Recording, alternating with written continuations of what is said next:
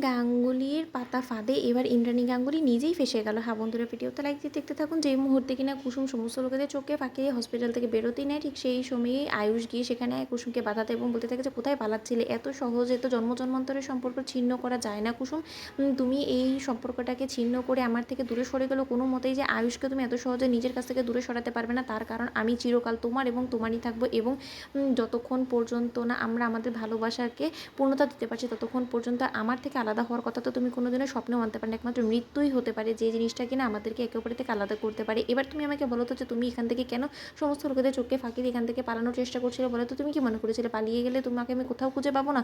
দেখ, সেই সময় আয়ুষকে যখন কিনা কুসুম বাধা দিয়ে বলতে থাকে যে দোহাই লাগে, আমি আপনার কাছে হাত জোড় অনুরোধ করছি ছোটো সাহেব, আপনি আমার জীবন থেকে দূর হয়ে যান। আমি কোনো মতে চাই না যে আপনার অপমান অসম্মান হোক মিডিয়ার কাছে, এরকম করে আপনার মুখ পুরুক, কারণ আপনি ইন্দ্রাণী গাঙ্গুলির সন্তান, বড় ছেলে Ayushman Ganguly, Ganguly group of companies CEO. সেই জায়গায় কিনা আমি একটা ভিকিরি ড্রাইভারের মেয়ে, সেই জায়গায় কি আপনার সঙ্গে আমার আদৌ কোনো রকম কোনো যোগ বসে না, আদৌ আপনাকে আমার পাশে মানায় বা আমাকে আপনার পাশে মানায়? তাহলে সেই জায়গায় আমি এই সম্পর্কে কোনো মতে জড়াতে চাই না, যেখানে কিনা অপমান অসম্মান ছাড়া অন্য কোনো কিছু আপনার জুটবে না। ঠিক সেই সময় আয়ুষ যখন কিনা বলতে থাকে যে এই সমস্ত কিছু তোমার মাথায় কি, আমি যদি খুব একটা ভুল না হয়ে থাকি আমার মা ঢুকিয়েছে, কারণ সেইখানে যখন কিনা আমি তোমাকে একা রেখে এসেছিলাম সেই জায়গাতে শুধুমাত্র আমার মায়ের উপস্থিত ছিল, এবং মায়ের হঠাৎ করেই এই আমাদের সম্পর্কটাকে এত সহজভাবে মেনে নেওয়া থেকে শুরু করে তোমার প্রতি এতটা ভাব ভালোবাসা দেখানো, সেই সমস্তটা দেখেই না কেন জানি না আমার মনটা খচখচ করছিল। আমি সেটা ঈশানকে বলেছিলাম এবং আমার বেশ সন্দেহ হচ্ছিল, যেই সন্দেহটা কিনা ঈশানেরও হয়েছিল, কিন্তু তার সত্ত্বেও আমরা মেনে নিয়েছিলাম যে হয়তো বা বাস্তবে মা আমাদের সম্পর্কের বাস্তবতাটা গভীরতাটা বুঝতে পেরেছে, কিন্তু বাস্তবে যে মা কতটা ভয়ঙ্কর হয়ে দাঁড়িয়েছে এবং মা আমাদের সম্পর্ককে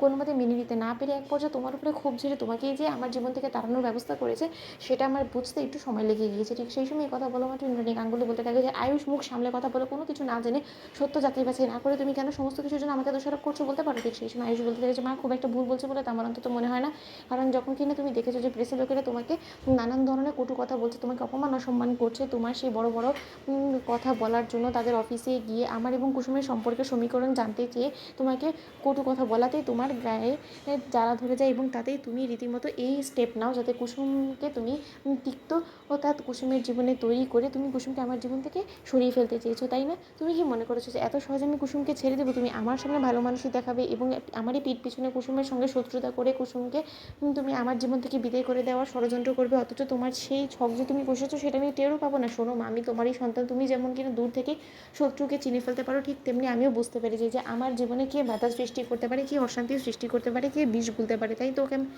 আমি বলে দিচ্ছি যে তুমি আমার জীবনের কোনো রকম কোনো সিদ্ধান্ত নেওয়া থেকে তুমি এবার বিরত থাকো, কারণ আমি নিজের ভালোটা নিজে বুঝতে শিখেছি। তো বন্ধুরা, লাইক কমেন্ট শেয়ার করে সাবস্ক্রাইব করো।